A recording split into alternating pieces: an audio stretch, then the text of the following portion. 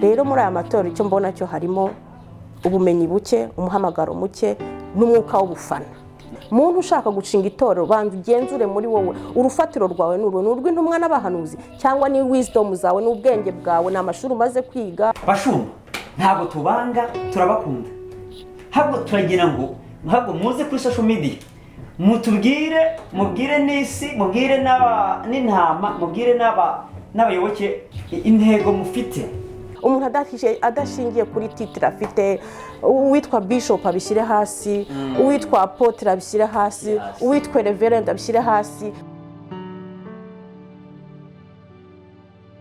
Twongeye kubasuhuza abakunzi ba Cape Max TV aho muherere hose ku isi, ariko cyane cyane i Kigali mu Rwanda ndetse no mu Burundi, mu Bujumbura, East Africa. Mwese turabakunda, tuzi ko mukurikirana ibiganiro byacu bya buri munsi, nkuko buri munsi muhora mutwandikira mutubaza uko tumeze nuko twiriwe. Turabikunda cyane, tubona comment zanyu za buri munsi. Rero abari muri Canada, Australia, diaspora Rwandese, mwese turabakunda kandi tubari inyuma mu byo mukora byose, kandi natwe tuzi ko muturi inyuma mu byo dukora byose bya buri munsi. Rero no gushyikirana uyu munsi rero tutabatindiye, tubafitiye umutumirwa udasanzwe. Umutumirwa Ikinyarwanda kirakomeye. Umutumirwa udasanzwe muri studio za Cape Max TV nkuko mwabyifuje. Benshi bagiye mutubaza ati se uwo muntu muzamuduha ryari, muzatuzanira ryari kuri Cape Max TV kugira ngo tubashe kuba twagiye tumubaza, mbese kuba yagira n'ibyo atubwira kuko ari umukozi w'Imana. Tutabatinde rero akanya nakangaka, amasana ngaya ni saa 9:20 na twisaha za GMT Cape Town. Rero reka tumuhe ikaze mu biganiro byacu bya buri munsi muri Cape Max TV. Yes, ubwo rero tubahaye ikaze none, ariko tutabatindiye tubafitiye umutumirwa udasanzwe muri studio zacu za Cape Max TV. Nta wundi rero reka atangire abibwira. Karibu cyane. Ndabashuhuje kandi mbashuhuje mu izina ry'Umwami wacu Yesu Kristo, Umwami w'amahoro, umukiza n'umucunguzi w'ubugingo bwacu. Amen. Amazina yanjye nibaza yuko muri uyu mujyi wa Cape Town abantu benshi banzi ku izina rya Mama Souvenir. Ariko amazina yes, Mama Souvenir. Amazina ababyeyi banyise nitwa Christine Twagira Maria. Izina ry'umutware nabwo iyo wubatse igira izina ry'umugabo ni Rusesabagina. Okay. Mwabyumvise rero Mama Souvenir akaba azwi ku mazina Mama Souvenir, ariko yitwa Christine. Kuba atazi Christine ni muntu ki? Christina ni umubyeyi ushima Imana cyane muri byose, kuko yabonye Imana mu buzima bwe bwa buri munsi, ahitamo iteka guhora ashima Imana muri byose. Ndakijijwe, ndi umugenzi ujya mu ijuru, kandi nifuza kurijyanamo n'abo nkunda bose. Amen, amen. Ubwo ku rundi ruhande kubashaka kumenya Christina arubatse, afite umutware, afite abana? Christina arubatse, ni umumama, afite umwana umwe w'umuhungu, ni umumama kandi mukuru kuko umuhungu w'iwanjye afite imyaka 23. Urumva ko ndi umubyeyi ukuze. Ntabwo ukuze cyane. Aracyari umwana cyane. Ubwo rero mu murimo rero twihuse vuba mu murimo w'Imana, ubundi wowe ufite inshingano ki? Mu murimo w'Imana mfite inshingano y'ivugabutumwa, ariko mbere y'uko nza kugera kuri iyo nshingano y'ivugabutumwa ry'umuhamagaro, reka nongereho n'ako kana. Ndi umuvugabutumwa wahamagawe. Ariko mbere y'uko mpamagarwa mu murimo w'Imana nakozemo imirimo itandukanye muri department z'itorero ry'Imana, ndavuga mu rusengero, kuko nabaye umwarimu w'abana igihe kinini cyane bita Sunday School. Nabaye umujyanama w'itorero ahenshi aho nagiye niga cyangwa se aho navuye mu Rwanda. Mundi nabaye muri za korali, hano muri South Africa nabaye muri korali, nongera no kuba secretary w'iciciro cy'abari n'abategarugori rwa Women Ministry. Ibyo rero naje no kuba n'umutranslator mu rusengero. Ibyo ni ibintu nagiye nkora mu murimo w'Imana, ariko igihe kiza kugera mpamagarirwa ubundi by'umwihariko. tutaragera aho ngaho aho icyo wahamagariwe none ubundi watwibutsa itorero usengeramo ni irihe? Ubu ngubu nsengera mu itorero ryitwa Joy and Restoration Ministry, tubarizwa Peru. Joy and Restoration Ministries. Pasiteri ninde w'iryo torero? Pasiteri w'iryo torero ni umubyeyi nawe ushima Imana cyane, bamwita Catherine Mwesige. Pastor Catherine Mwesige. Yes. Pastor Catherine, shalom shalom, turagushuje rero uyu munsi twongeye kwibuka izina ryawe, turagushuje cyane Pastor Catherine. Yes, ubwo rero usengera muri Joy Restoration. All right. Dusubiremo Joy and Restoration Ministry. Joy and Restoration Ministry. Joy and Restoration Ministry. JRM. Yes. Okay. Yes, ubwo rero riherereye muri Peru. Riherereye muri Peru, yes. Aho rero muri urwo sengero ko ufitemo inshingano zivuga butumwa.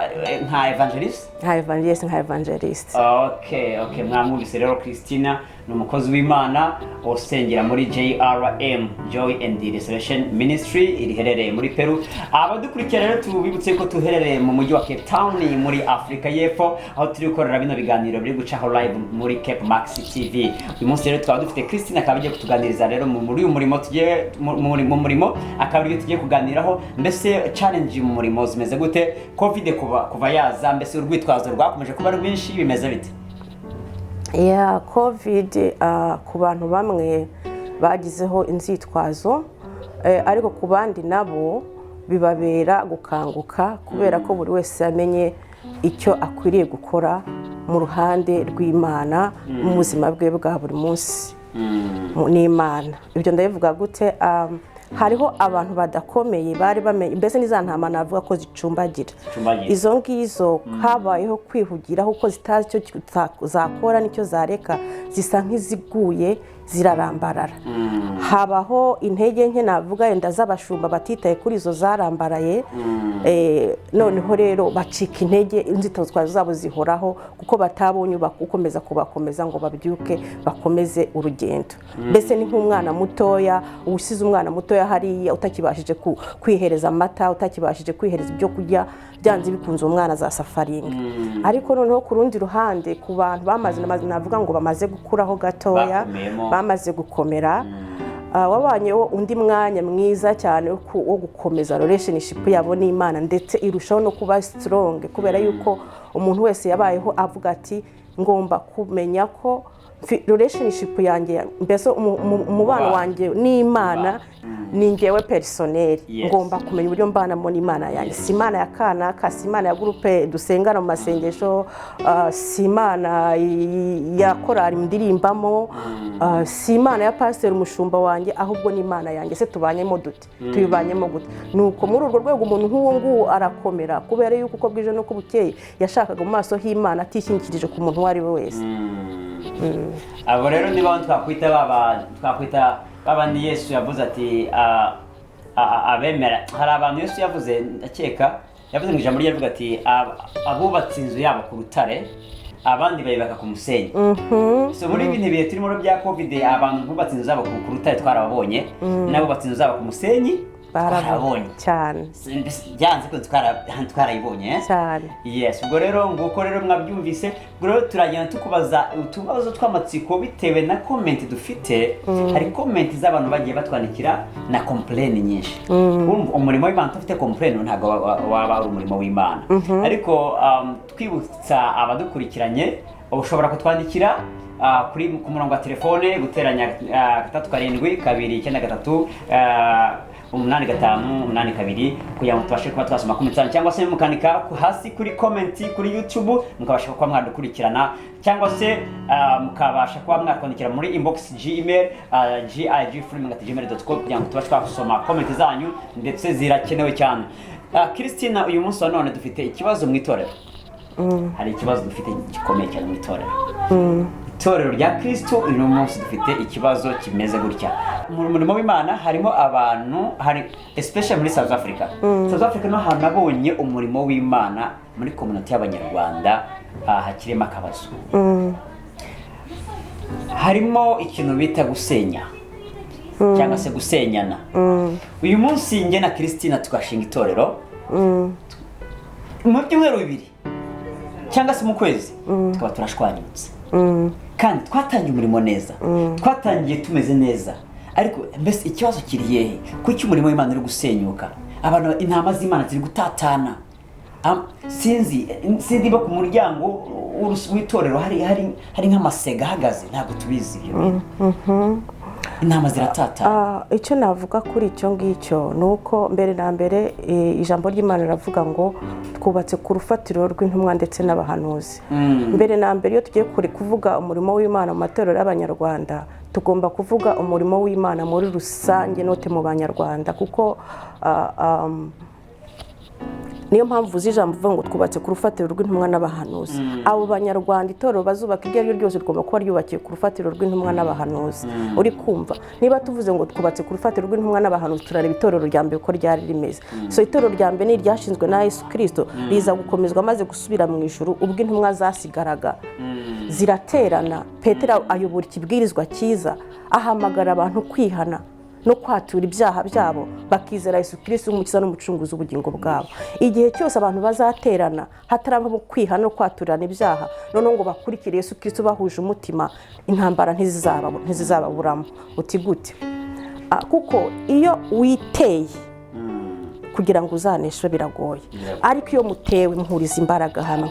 Urugero itorero rya mbere nshaka kuvuga ryo ntumwa n'abahanuzi ndavuga ntago njya muri deep cyane musi n'ikiganiro kitari deep ariko turakomoza uko ari iby'Imana turi kuvuga. Iyo usomye ibyakozwe n'intumwa igice cya 4 tubona uburyo Petero n'abari bamaze kwizera Yesu Kristo bagize attack baratewe baterwa n'ubuyobozi bwa buri muri cyo gihe bubarwanya biturutse ku gikorwa giza bakoreye ikirema mu gice cya 3 cy'ibyakozwe n'intumwa. Noneho havuka impaka nyinshi cyane. Hamaze kuvuka impaka nyinshi cyane Petero n'izindi ntumwa bari kumwe baragenda basanga bizera bose bababwira babatekereza inkuru ku bintu byagenze nuko baravuga ngo ntago bakwiriye kureka baterwa gutyo ahubwo ngo bishyira hamwe barasenga bashize amanga. Icyo nshaka kuvuga rero mu by'ukuri babashije kunesha bahagarara badatsinzwe kuko bari batewe n'umuntu uturutse hanze babasha guhagarara hamwe baranesha kuko bishyize hamwe. Kuko ijambo ry'Imana rivuga ngo uko bishyize hamwe barasenga ndetse biyiriza ubusa uko bwijwe n'uko bukeye basangiraga ibyabo ngo kandi bakongererwa abakizwa. Muri no minsi muri aya matorero turi kuvuga aho kugira ngo bongererwa abakizwa ahubwo n'abarimo barasohokamo. So ni ukuvuga rero twariteye ubwacu. Niba rero twariteye ubwacu ikintu gikwiriye gukorwa ni uko dukwiriye kugaruka ku isoko iduhamagarira kwihana no kwatura ibyaha byacu tukizera Yesu Kristo n'umukiza n'umucunguzi w'ubugingo bwacu bundi bushya. Umuntu adashingiye kuri titre afite uwitwa bishop abishyire hasi uwitwa apotre abishyire hasi uwitwa reverend abishyire hasi uwitwa pastor abishyire hasi. Ikibazo dufite mu itorero amatitre ayo matitre ni yari kwatwica ibintu kuko abantu barahagarara hariya hejuru ntibashaka kumanuka ngo bazi bahure nabo hasi. Bamara kudahura nabo hasi umuntu umwe wo hasi agahaguruka akazamura ijwi rye. Iyo azamuye ijwi ryiwe akenshi na kenshi usanga atataba bafite experience badafite n'ubumenyi buhagije adafite n'umuhamagaro. Icyo mba nacyo ncyongereho. Reka ngwize ukuri hano hanze South Africa nini Rwanda ni runini Canada nini isi ni nini wagenda hazo ukabwiriza ariko usanga ku ruhimbi haro barwanira. Urabona ikindi nshaka kongera kuvuga hagati aha ngaha ubundi muri rusange yewe ndavuga mvugira intama. Ndavuga mvugira intama ntabwo ndibwibande kubashumba ariko ndavuga mvugira intama. Aya macakubiri yose ubona muri aya matorero turi kubona hano hanze araza gahutaza intama cyane kuko hejuru hariya bitangira bigigira umuntu umwe muri barebo hejuru akaza akirehereza akagurupe gato k'abantu agatangiza kubacengezamo ibitekerezo byiwe.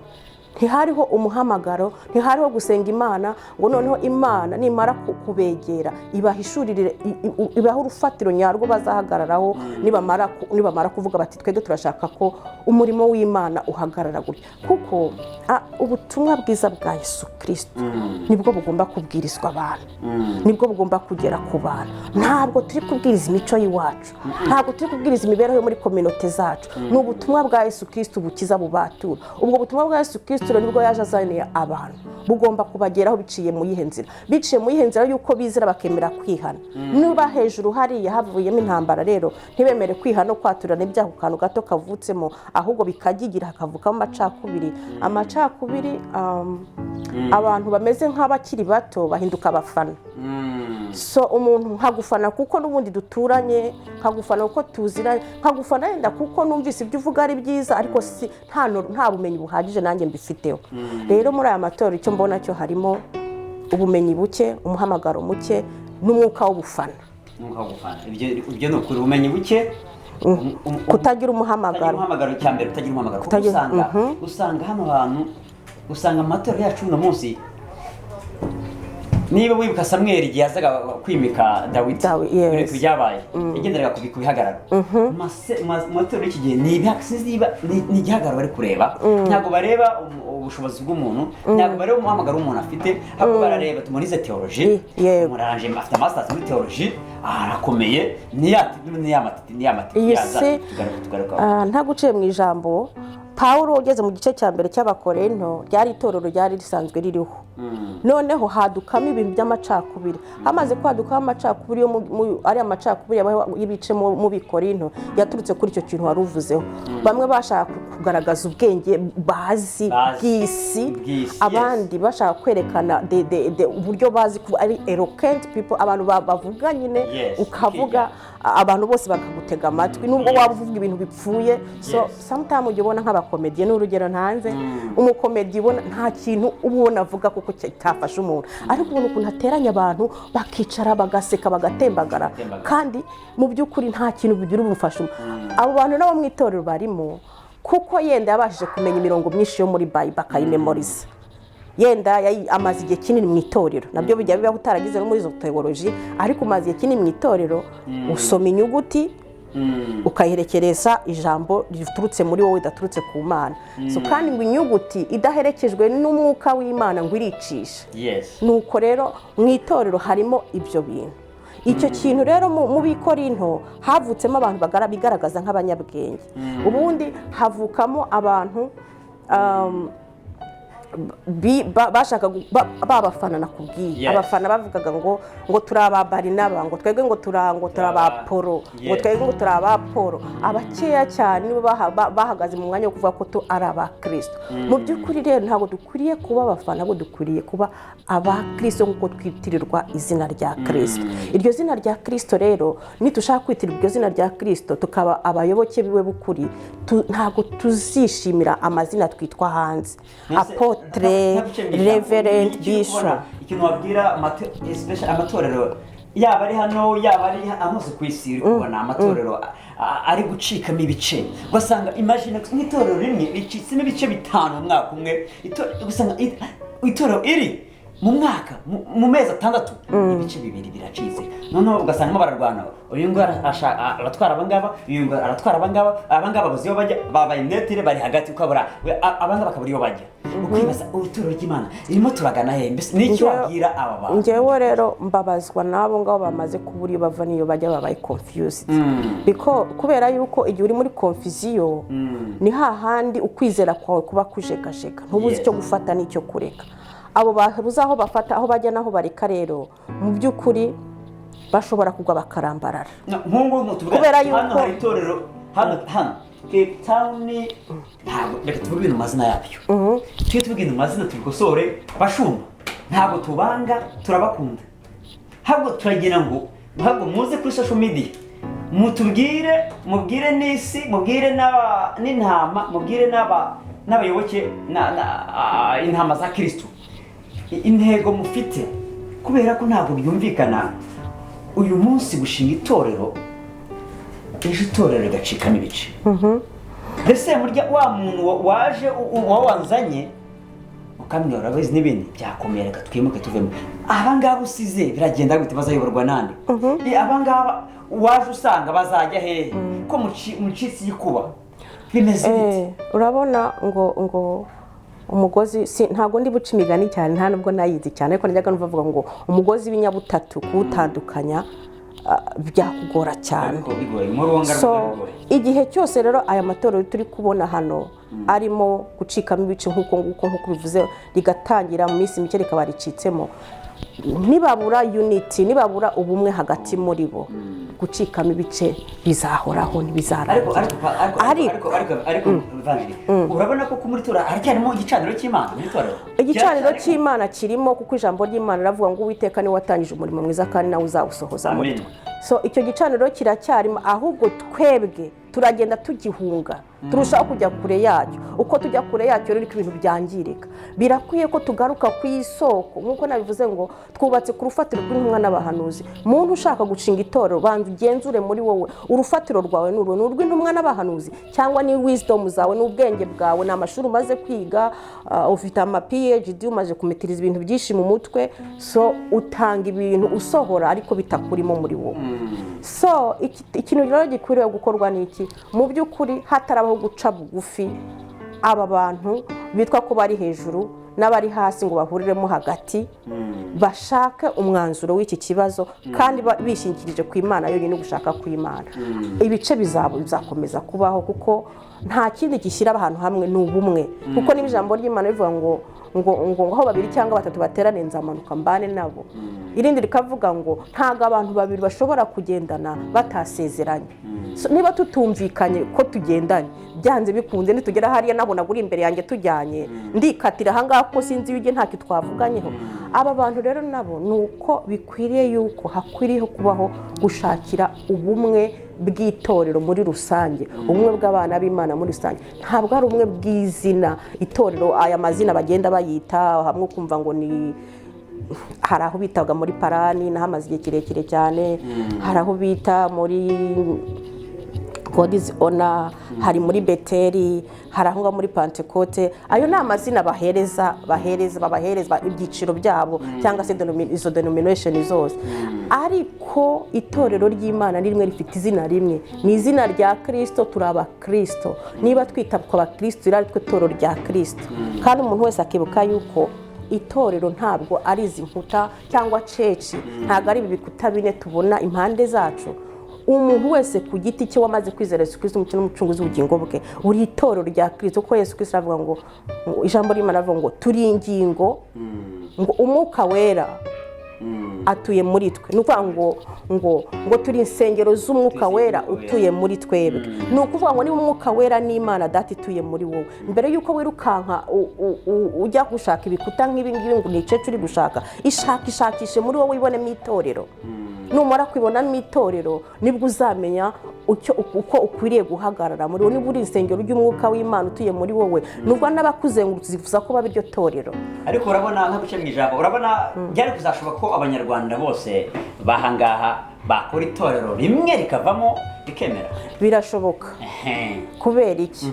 Kubera yuko niba habayeho kwizera kumwe, gutahiriza ku mugozi umwe, gushaka Imana kumwe by'ukuri, hakabaho kugira urufatiro rumwe. Kuko niba Yesu Kristo yaravuze ngo nimukundana nibwo bazamenya ko muri abigishwa banjye. Umunsi aba banyarwanda cyangwa se abandi bose bamaze kwizera Yesu Kristo bazakundana kandi bagashakishiriza ku bumwe, nibwo bizamenyekana ko ari abigishwa ba Yesu Kristo. Nibwo n'icyo bazakora kizagira imbaraga. Ariko batarahagarara kuri urwo rufatiro, ibyo bazakora byose bizamenyekana kwa kundi kubakira ku musenyi. Uzi ubwenge uyu munsi turahamagara, uzi ubwenge niyubaka inzu yiwe, nashyire fondasiyo we ku rutare. Urutare ni Yesu Kristo. Kuko Yesu Kristo yabwiye Petero ngo uru rutare ngo nzakubakaho itorero, ngo n'amarembo y'ikuzimu ntago azakujegajega. Urutare rero ni Yesu Kristo. Reka tumwubakeho nubwo imiraba yaza, nubwo byamera biti, nta kintu gishobora guhungabanya itorero rya Kristo ryubakiye kuri we. Niwe rutare rutanyeganyezwa. Ntabwo dukwiriye gucika intege. Warumbaje ngo bizashoboka, bizashoboka ndetse biranashoboka. Igihe cyose wiyobagiza inzira uyizi uzayoba, ariko numara kumenya ko inzira wari uyizi ukayigarukamo, byanze bikunze ibintu byose bizagenda neza. mwamwumvise rero iyo ni inararibonye twatumije umuvugabutumwa w'intararibonye. Ntabwo Cape Max tuzana abantu badasobanutse, tuzana abantu b'intararibonye mu mwuga cyangwa se muri business y'Imana. Muri business y'Imana rero tuzana abantu batandukanye ariko bafite umuhamagaro cyangwa se bafite amavuta bari more anointed mu murimo w'Imana kugira ngo babashe ko badusobanurira iby'uyu murimo aho tugana naho twerekeza, kubera ko n'ubundi the end of the day usanga bitugarukaho twebwe itorero rya Kristo. Bantu b'Imana rero uyu nguyu muri kureba kuri kamera za Cape Max TV ni yitwa Christine, akaba ari umuvugabutumwa mu itorero rya JRM. Yes, ubwo rero nkuko mwabyumviye rero tuvuga tuti mbese byashoboka yuko abanyarwanda twagira itorero rimwe rukumbi rimwe, ariko rari kujya rimeze ryari umuriro. Birashoboka cyane, ahubwo umunsi turahamaga n'umuntu wese wiyumvamo ko ashobora kwegera Imana tukubaka itorero rimwe rya Kristo. Rwose abantu muva ahantu muri muboneke dushyire hamwe, kuko gushyira hamwe nicyo kizazana ubumwe bw'abana b'Imana. Ariko Kristo ntabwo cyo mwijambo nabwo bukene dufite, nibwo bukene dufite, kuko iyo cyose utashyize hamwe ubukene buragutaha cyane. Reba uburyo dutatanye. None se ntiwumvise ko mu itorero rya mbere umuntu wagiraga icyo akena ngo bazanaga ibyabo byose bakabisangira, ngo kandi uko bukeye bakongererwa abakizwa. Ni ukuvuga ariko tumara kwishyira hamwe ntawe uzagira icyo akena, ahubwo tuzataragitinga n'abo hanze, kuko tuzaba dufite ibyo tubaha mu buryo bw'umubiri ndetse no mu buryo bw'umwuka, niko byongererwa abantu. Amen, amen, amen. Mwamwumviye rero icyifuzo cye mwacyumvise, ni uko twakubaka itorero rimwe nk'abanyarwanda, tukubaka itorero rimwe. Ntabwo tuvuga abazuru, ntituvuga abenegihugu, turavuga abanyarwanda. Ni twebwe turi kwivuga abanyarwanda, tukagira itorero rimwe ryonyine, tuze tuba imbohe za Kristo. Yego, twemere duce bugufi, amatitire tuyashyire hasi. Ayo mapeti ngo Reverend ni kwa bita ngo ufite amavuta, niba ari ubuto, niba ari amamesa, ayo mavuta ufite akoresha amazi yavuye hehe, ibi byose tubishyire hasi. Kristo we tumuhamagare amanuke, yaravuze ngo aho babiri cyangwa batatu bari arimanukira. Ntago ari amazi amanura, niwe wimanukira. Haleluya. Mureke twubaka umurimo w'Imana, abantu b'Imana. Uyu munsi nagiye kwa runaka byanze, banyirukanye, nagiye gushaka nako ngo bantenze, ngo niba bantenze nagiye kwa runaka, hari n'abandi bantenga nagiye kwa runaka. Nuko nubwo buzima twibereye. Iri juru tujyamo ari irihe? Ijuru tujyamo se nirihe? Ariko rero hari akantu gatuvuze n'ako kantu ko gutenga, nako tukagarukeho cyane, kuko burya ikintu cyose umuntu yakora, igihe we atihitiyemo kuvuga ati ngewe sindetse kuzahinduka, nzabigumamo, nibyo nemeye. Niba umuntu aguye mu kantu k'agakosa, ntabwo ari ugufata umwanya wo kumuhinda, kuko urabona Yesu Kristo yasangiye igaburo ryera na Yuda, kandi yari azi neza ko ari buri mugambane, ko atamutenze se. Ikindi cya kabiri, niba ijambo ry'Imana ngo hariho umuntu wari ufite intama 99 ngo atakaza imwe yonyine, ngasiga 99 ajya gushaka yindi imwe yasiga. Niba uwo muntu ushimijwe no gufata gutya mu biganza 99 yindi mukayihindira hariya, esirabi yandi. Amfite hari abantu baza mu rusengero baje kureba amakosa y'abapasiteri. Iyo ntabwo ari usanga pasiteri yigishe nabi, ngo ntabwo ari kuri ntabwo ari icyo kureba amakosa. Ni igihe cyo gusenga Imana ikaduha icyerekezo. Imana iduhe direction. Ni igihe cyo gusenga Imana ikaduha icyerekezo, tukagira urufatiro rw'ukuri, kuko uwo muntu uvuga ngo yigishe nabi cyangwa se ngo yagize gute, twese turacyari abantu, sibyo? Niba turi abantu rero, nshobora kuba mfite weakness, ariko hari naho mfite strength. Ni ukuvuga ngo hari aho ngira intege nke, hari naho mfite imbaraga nyinshi. Abantu tubereho kuzuzanya muri uru rugendo rujya mu ijuru. Ntabwo uzibanda ku ntege nke za mugenzi wawe, kuko nawe ku rundi ruhande hari aho ufite intege nke.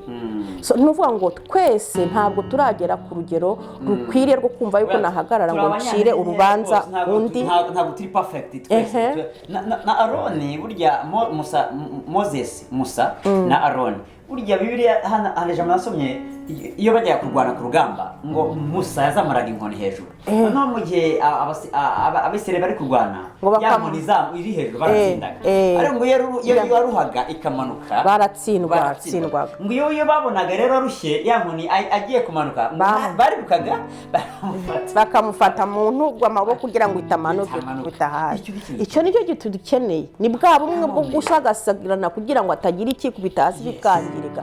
Ariko noneho akantu gato karavuka kuri ako kantu ka Moses uvuze, bariya Bisirayeli bashaka baraguta ati Mose biramunani muze ngwino nkwereke biramunani, ariko ati no, reka twese dusagasire, bakaza bakamufata nuko bagatsinda, kuko bari bamaze kubona nk'intsinzi ituruka ni hejuru ku Mana.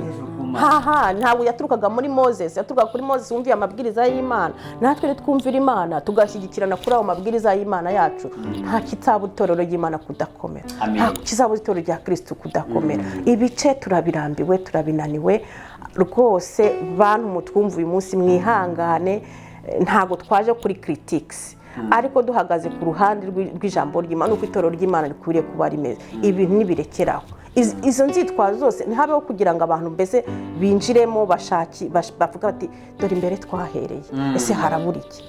Ni ukwisubiramo muri make. Imana yacu yumvisha cyane. Ubwo rero abadukurikiranye rero mwabyumvise rero, umwanya dufite urarangiye. Turabashimira mwe mwakomeje kudukurikirana. Rero tusoza ku kiganiro cyacu tutagira ngo umukozi w'Imana abashe kuba wagira ikintu ubabwira abantu bateze bari kutureba bakurikiranye Cape Max TV, ubagira inama mu gihe wenda cy'amasegonda nka 30, bagira inama ku bantu bose bahuye n'ibyo bibazo kuko barahari, especially intama. Bagira inama kugira ngo niba aho bari bakomeze bashikame. Niwo nk'umukozi w'Imana nyine urabizi ukuntu wabwira kugira ngo ibintu bikomeze kugenda neza ku murongo kandi umunsi urangire dutsinze. Yego, reka yenda kuri uko gukomeza intama, ndavuga ku ntama ntabwo ndi kuvuga ku bashumba. Reka dusome isomo riboneka muri Yohana igice cya 10 murongo wa 10. Yohana igice cya 10 umurongo wa 10, ijambo ry'Imana riravuga ngo umujura ntazanwa n'ikindi kiretse kwiba no kwica no kurimbura, ngo ariko jyeweho nazanywe no kugira ngo zinubone ubugingo ndetse zibone bwinshi. Aya ni amagambo Yesu, sinagiye hejuru cyane ngo ntangire hatangira ko dufite igihe gitoya cyane, ariko aya ni amagambo ya Yesu Kristo yabwiye intama cyangwa se ubwo yari kumwe n'abigishwa be. Agerageza kubumvisha yuko umujura nta kindi kimuzana, azanwa no kwica no kwica no kunyaga no kurimbura, ngo ariko yaje kugira ngo intama zibone ubugingo ndetse zibone bwinshi. Ni ukuvuga yuko ibyo mubona byose ku mpande ahangaha ntabwo byigeze bikuraho ikintu cyazanye Yesu Kristo. Yesu Kristo yaje kugira ngo tubone ubugingo muri we ndetse tubone ubugingo bwinshi, kuko muri we twitwa abana b'Imana, muri we dufite ubugingo bw'iteka, muri we dufite gakondo yacu y'ubwami bw'ijuru. Ni ukuvuga ngo ibyo mubona aha ku mpande byose ntibibe intandaro yo kugira ngo ubone yuko ibintu birangiye, ntibibe intandaro yo kubona yuko bitagishobotse. Muri Yesu Kristo haracyarimo ubugingo kandi bwuzuye, muri Yesu Kristo haracyarimo ubugingo kandi bwinshi. Ntiwite ku biruru ubona, ntiwite ku masego ubona, ntiwite ku bajuru ubona impande zawe, wite kuri Yesu Kristo wavuze ngo naje kugira ngo zibone ubugingo ndetse zibone bwinshi. Muri Yesu Kristo ubugingo bw'iteka buracyashoboka, muri Yesu Kristo ubugingo bwuzuye buracyashoboka, muri Yesu Kristo kwitwa umwana w'Imana ukaragwa gakondo y'ubwami bw'ijuru biracyashoboka. Ntucike intege wowe wumva muri no minsi wihebye, wumva muri no minsi utazi icyo wafata n'icyo wareka, ariko hamwe n'ibyo urutare twubatseho ni Yesu Kristo. Amarembo y'ikuzimu ngo naho yaza ntago azigera arunyeganyeza. Reka rero twubake urutare rw'iteka, niwe Yesu Kristo. Naranavuze ngo ibyo tubona ntabwo ari ibintu bitunguranye cyane, kuko burya iyo ubona ibintu warabwiwe ko bizaba, ukwiriye no gukomera ukavuga uti niba byaravuzwe ko bizaba bikaba bibaye, reka ahubwo noneho nkomere. Yaravuga ngo mu isi muzahona amakuba n'amarushwa n'ibibazo byinshi n'intambara n'amarushwa menshi, ngo ariko muhumure nanesheje isi. Niba yaranesheje isi, ni wowe yaneshereje, ni njyewe yaneshereje. Ibiri impande zacu byose tubona bimeze nk'ibiturasaho cyangwa se bikurasaho, uyu munsi wibuke yuko Yesu niwe muneshi. yaranesheje isi, aranesha kandi arakuneshereza. Ntiwite kuri mugenzi wawe waguye hano muri kano kanya, ko nawe nugera imbere ushobora kugwa mu kanya gato. Ntiwite ku mushumba utagenze uko ubishaka cyangwa utakoze ibyo ushaka, ahubwo ita ku by'umwami wawe ushaka yaje kugira ngo ubone ubugingo bw'iteka kandi ubone ubugingo bwuzuye muri we. Ntabwo turi hano gushaka ubugingo bwa pasiteri, nta nubwo turi hano gushaka ubugingo bwa bishopu, turi hano gushaka ubugingo bwacu bw'iteka muri Yesu Kristo kandi bwuzuye. Ndaguhamagarira rero kugaruka ku isoko ariyo Yesu Kristo, kugaruka ku isoko yo kuri Yesu Kristo. Uko tuzagenda tuganira nzagenda mbere ku buryo kitugaruka kuri Yesu Kristo, nuko guhera uwo munsi Yesu Kristo akaba umukiza n'umucunguzi w'ubugingo bwawe, agatangira kukuneshereza ibyakuneshaga, agatangira kugukomeza ku byari byagucitse intege utentebutse. Murakoze, ndumva Imana igumuhisha cyane. Tuzagutumira ubutaha ubwirize kuri Cape Max TV, ubwirize ahantu hose, ubwirize Canada, Belgique, France, Australia, China, East Africa, West Africa, Central Africa, Southern Africa, ubwirize kugira ngo social media abantu tubyaze umusaruro, abantu bazi kuri Kristo, sibyo?